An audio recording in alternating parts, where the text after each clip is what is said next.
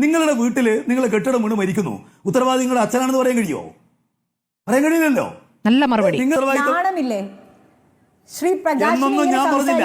ഞാൻ പറഞ്ഞത് ഫാത്തിമ ഒരു മര്യാദ വേണം. ഫാത്തിമ ഒരു മര്യാദ വേണം. ഫാത്തിമക്ക് ഒരു മര്യാദ വേണം. ഞാൻ പറഞ്ഞത് ഇപ്പോ വാർത്തയിൽ ഒരു തെറ്റ് വന്നാല് അതിന് ഉത്തരവാദിത്തം ആർക്കാണെന്ന് പരിശോധിക്കില്ലേ? അത് റിപ്പോർട്ടർ ഉത്തരവാദിത്തം പറയോ? ഉത്തരവാദിത്തം സ്മൃതിക്കാണെന്ന് പറയും. നിങ്ങൾ എന്തുതരം താരതമ്യമാണ് സ്വയം പ്രകാശം നടത്തുന്നത്?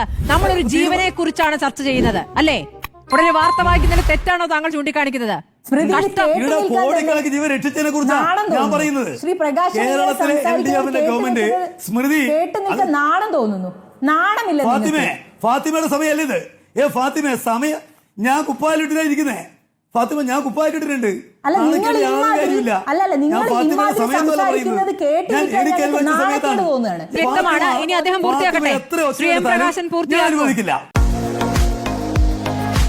സ്മൃതി പരുത്തിക്കാട് ഉൾപ്പെടെ പരുത്തിക്കാട് അടക്കം ഞാൻ പറഞ്ഞല്ലോ. സ്മൃതി പരുത്തിക്കാട് അടക്കം ഞാൻ പറയുന്നുണ്ടല്ലോ. നിങ്ങൾക്ക് മലയാളം മനസ്സിലാവുന്നില്ലേ?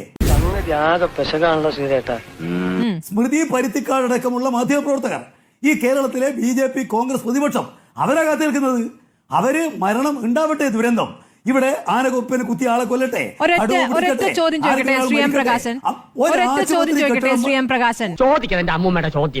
നിങ്ങളാണ് പ്രതിപക്ഷത്തെങ്കിൽ ഇങ്ങനെ ഒരു മരണം മെഡിക്കൽ കോളേജിലെ കെട്ടിടത്തിന്റെ ഒരു ഭാഗം പഴകിയ കെട്ടിടം അടർന്നു വീണ് ഒരു സ്ത്രീ മരിച്ചാൽ നിങ്ങൾ എന്ത് ചെയ്യുമായിരുന്നു? നിങ്ങളാണ് പ്രതിപക്ഷത്തെങ്കിൽ. എല്ലാ സ്മൃതി താങ്കൾക്ക് അറിയുമോ, ഈ കേരളത്തിലെ മെഡിക്കൽ കോളേജിൽ ഒരു ഗവർണർ അണുബാധയേറ്റ് മരിച്ചിട്ടുണ്ട്. നിങ്ങൾക്കറിയോ? നിങ്ങൾ അന്ന് ഈ പറയുന്ന UDFന്റെ ചേരിയിലല്ല. എന്തോ കുത്തി പറയുന്ന പോലെ എനിക്ക് ഫീൽ ചെയ്യുന്നുണ്ട് കേട്ടോ. അവർ നിങ്ങൾ ഓർമ്മിക്കാനിടയില്ല. അന്നത്തെ മന്ത്രി UDFന്റെ മന്ത്രിയാണ് കടവൂർ ശിവദാസൻ. നിങ്ങൾക്ക് ഓർമ്മയുണ്ടാവില്ലല്ലോ. ഞങ്ങൾക്ക് ഓർമ്മയുണ്ട്. നിങ്ങൾക്കിത് വാർത്തയാവുന്ന മറ്റൊന്നും കൊണ്ടല്ല, കേരളത്തിൽ LDF ഗവൺമെന്റ് ഭരിക്കുന്നു എന്നുള്ളത് കൊണ്ടാണ്. കേരളത്തിൽ ഒരു കെട്ടിടം വീണും ഒരാൾ മരിച്ചാൽ അതിന് ഉത്തരവാദിത്വം നിങ്ങളുടെ വീട്ടില് നിങ്ങൾ കെട്ടിടം വീണ് മരിക്കുന്നു, ഉത്തരവാദി നിങ്ങളുടെ അച്ഛനാണെന്ന് പറയാൻ കഴിയുമോ? പറയാൻ കഴിയില്ലല്ലോ. നല്ല മറുപടി.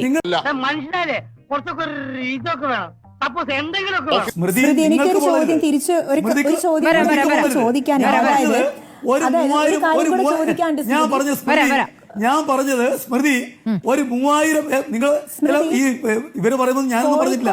ഞാൻ പറഞ്ഞ 3000 ഉൾപ്പെടെ ഉപകരണം ഇല്ലാതെ ശരിയാണ്. പക്ഷെ അവിടെ 67 കോടിയുടെ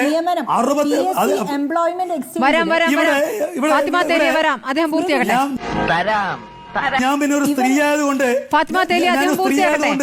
ഫാത്തിമ പറഞ്ഞതിനെ ഗൗരവമായിട്ട് ആക്ഷേപിക്കേണ്ടതില്ലെന്നുകൊണ്ട് ഞാൻ പറഞ്ഞതാണ്. ഇവിടെ ഈ കേരളത്തിലെ ചരിത്രത്തിൽ എവിടെയെങ്കിലും ഉണ്ടോ വൈറോളജി ലാബ്? കോഴിക്കോട് ഓരോ ജില്ലയിലും വൈറോളജി ലാബ് വേണോ? കേരളത്തിലെ ചരിത്രത്തിൽ ആദ്യമായിട്ട് വൈറോളജി ലാബ് കൊണ്ടുവന്ന് ഈ ഗവൺമെന്റാണ്. മറ്റ് വൈറോളജി പരിശോധിക്കുക എവിടെയാണ് പോകുന്നത്? കോഴിക്കോട് വൈറോളജി ലാബ് പോകുന്നില്ല. പിന്നെ അവർ പറഞ്ഞു കേന്ദ്ര ഗവൺമെന്റ് രാജിവെക്കണമെന്ന് കോൺഗ്രസ് പറഞ്ഞു. എപ്പോഴാ? ചെവിയിൽ പറഞ്ഞാണോ? ഫാത്തിമ പറഞ്ഞിട്ടുണ്ടാവും. ഈ യുദ്ധം ഉണ്ടായപ്പോൾ ഏതെങ്കിലും ഒരു അവസരത്തിൽ നരേന്ദ്രമോദി രാജിവെക്കണമെന്ന് അവർ പറഞ്ഞിട്ടുണ്ടോ? പിന്നെ പച്ചക്കള്ളയിലെ പറയുന്നത്. ഇവിടെ അവർ പറഞ്ഞു, ഈ പറഞ്ഞ മരിച്ച സ്ത്രീയുടെ മകൾ പറഞ്ഞിട്ട് അത് കേട്ടില്ല. അതല്ലല്ലോ അവിടുത്തെ സുപ്രണ്ട പറഞ്ഞത്. ഒരു പെൺകുട്ടി എന്റെ അമ്മയെ കാണുന്നില്ല എന്ന് പറഞ്ഞിരുന്നു. എന്നോടാണ് പറഞ്ഞത്. നിങ്ങൾ സ്ഥാപിക്കാൻ ശ്രമിക്കുന്നത് എന്താ? അതിനുത്തരവാദിത്തം പിന്നെ മന്ത്രിക്കാണോ? സർക്കാരിന് മന്ത്രിക്ക് ഉത്തരവാദിത്തമില്ലേ? പിന്നെ എന്തിനാണ് പ്രത്യേക വകുപ്പ്? എന്തിനാണ് വകുപ്പുകൾ? എന്തിനാണ് ഓരോ വകുപ്പിനും ഓരോ മന്ത്രി? അത് ഉത്തരം പറ. നീ ഇപ്പൊ ചോദിച്ചത് ഒരു ആദ്യം ഊള ആൻസർ. സർക്കാരിന് ഉത്തരവാദിത്തമില്ല, മന്ത്രിക്ക് ഉത്തരവാദിത്തമില്ല. ആർക്കാണ് ഉത്തരവാദിത്തം? വകുപ്പിൽ ആർക്കാണ് ഉത്തരവാദിത്തം? നാണമില്ലേ ശ്രീ പ്രകാശ്? എന്നൊന്നും ഞാൻ പറഞ്ഞില്ല. ഞാൻ പറഞ്ഞത് ഇപ്പോ വാർത്തയിൽ ഒരു തെറ്റ് വന്നാല് അതിന് ഉത്തരവാദിത്തം ആർക്കാണെന്ന് പരിശോധിക്കില്ലേ? അത് റിപ്പോർട്ടർ ഉത്തരവാദിത്തം പറയോ? ഉത്തരവാദിത്തം സ്മൃതിക്കാണെന്ന് പറയും.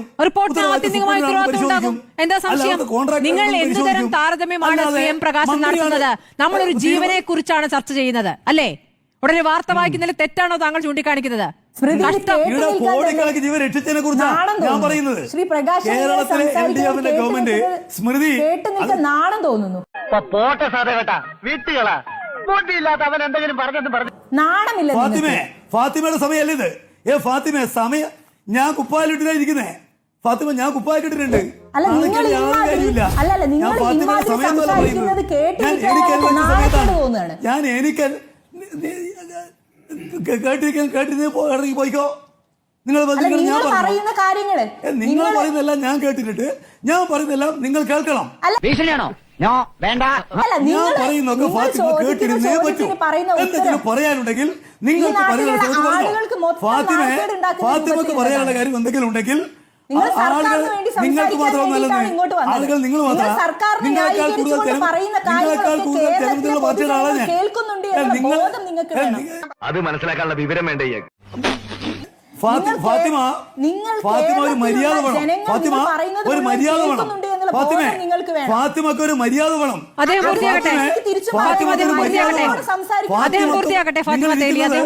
നിങ്ങൾ ഇരിക്കുന്ന കോൺഗ്രസിന്റെ സ്റ്റേജിലൊന്നുമല്ല. ഫാത്തിമ ഇരിക്കുന്നത് കോൺഗ്രസിന്റെ സ്റ്റേജിലൊന്നുമല്ല. നിങ്ങൾ ഇരിക്കുന്നത് ഒരു പത്രമാധ്യമത്തിന്റെ ചർച്ചാവേദിയിലാണ്. നിങ്ങൾക്ക് സമയമുണ്ട്, നിങ്ങൾക്ക് എന്തും പറയാം. ഞാൻ ഒരക്ഷരം പറയാതെ കേട്ടിരിക്കും. ഞാൻ പറയുന്നത് ഒരക്ഷരം പറയാതെ കേട്ടിരിക്കണം. അങ്ങനെ പറയരുത്. പിന്നെങ്ങനെ പറയണം? എന്തെങ്കിലും പറയാനുണ്ടെങ്കിൽ നിങ്ങളുടെ സമയത്ത് പറഞ്ഞോ. ഒരു ജനാധിപത്യ മര്യാദ വേണ്ടേ? ശശിയെ എന്നാണ് ഈ പറയുന്നത്? നിങ്ങൾ പറഞ്ഞ അന്യായത്തെ കുറിച്ചാണ് ഞാൻ പറഞ്ഞത്. ബിന്ദുവിന്റെ മകള് ഈ പറയുന്ന സുപ്രീംകോടതി പറഞ്ഞിരിക്കുന്നു, അത് വസ്തുതയല്ല. ഞാനതാ പറഞ്ഞിരിക്കുന്നത്. നിങ്ങൾ നിങ്ങളുടെ സമയത്ത് പറഞ്ഞോ. നിങ്ങളുടെ സമയത്ത് പറഞ്ഞോ. ഫാത്തിമക്ക് പറയാനുള്ള ഞാൻ അനുവദിക്കില്ല. പറഞ്ഞത് കേട്ടോടാ, അന്തസ് വേണോടാ, അന്തസ്. വ്യക്തമാണ്. ഇനി അദ്ദേഹം പൂർത്തിയാക്കട്ടെ. ശ്രീ എം പ്രകാശൻ പൂർത്തിയാക്കും. ശ്രീ എം പ്രകാശൻ ഒറ്റ കാര്യം പറഞ്ഞ് നമുക്ക് ചർച്ച അവസാനിപ്പിക്കാം. തുടക്കത്തിൽ ചോദിച്ചതും ഒടുക്കത്തിൽ ചോദിക്കുന്നതും ഒരേ ചോദ്യമാണ്. ബിന്ദുവിന്റെ മരണത്തിൽ ഉത്തരവാദി ആരാണ്? അതിപ്പോ അങ്ങനെയൊന്നുമില്ല. പറയട നാട്ടുകാരോട്. നമുക്ക് പറഞ്ഞ് അവസാനിപ്പിക്കാം. ഞാൻ ചോദിക്കട്ടെ, ബിന്ദുവിന്റെ മരണത്തിൽ ഉത്തരവാദി ആരാണെന്ന് പറഞ്ഞ് നമുക്ക് ചർച്ച അവസാനിപ്പിക്കാം. ബിന്ദുവിന്റെ മരണത്തിനെ കെട്ടിടെടുത്ത ആള് ഉള്ളതോന്നോ? അവൻ പിന്നെ കള്ളം പറയൂ. യു ഡി എഫിന്റെ ഗവൺമെന്റിന്റെ കാലത്ത് 2013 ഈ കാര്യം അറിഞ്ഞിട്ട് ഒരു കാര്യവും ചെയ്യാതെ ഉമ്മൻചാണ്ടി. എന്താ സംശയം? ശരി, ജനം കേൾക്കുന്ന സമയമാണോ ഇതാ എന്നതാണ് ചോദ്യം. അങ്ങ് പറഞ്ഞല്ലോ ആഭാസ നൃത്തം എന്ന് നിങ്ങൾ പറഞ്ഞിട്ടില്ല. ദേശാഭിമാനിലെ എഡിറ്റോറിയലിലെ തലക്കെട്ടാണ് ഞാൻ വായിച്ചത്. മരണവ്യാപാരികളുടെ ആഭാസ നൃത്തം, അത് തലക്കെട്ടാണ് കേട്ടോ. അതുകൊണ്ടാണ് ഞാൻ അത് ചോദിച്ചത്. ഇനി പറഞ്ഞോളൂ. ഒരു 6 ഇഞ്ച് നീങ്ങി ഒരു ചുവന്ന സ്വിച്ച് കാണുന്നുണ്ടോ? കാണുന്നുണ്ട്. ഈ സ്വിച്ചിന്റെ കാര്യമാണ്. അമർത്തിയോ? അമർത്തി.